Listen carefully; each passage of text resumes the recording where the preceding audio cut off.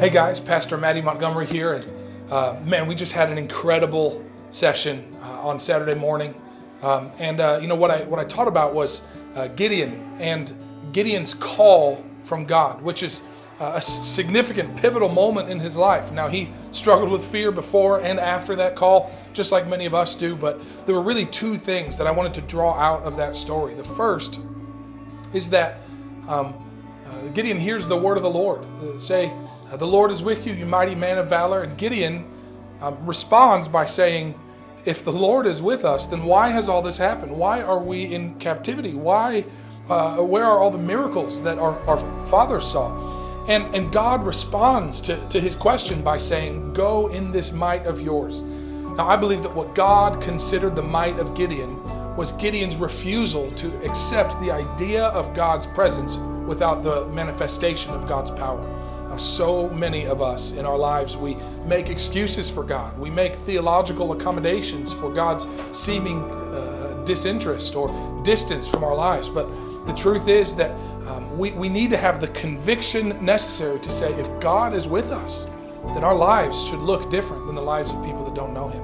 Our marriages should look different. Our children's lives should look different. Our churches, our communities, our workspaces should look different, because kingdom men, God's favored people, are being put in these positions. And for us to make an accommodation for living a life that God's power is removed from is, I think, for us to insult God's passion and God's ability to bring about transformation in our lives. And the second point is this, that Gideon asks, how could I save Israel?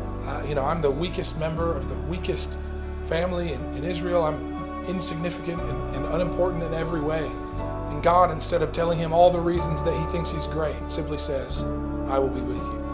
And friends, I want you to know that that is God's promise to you. He really will be with you.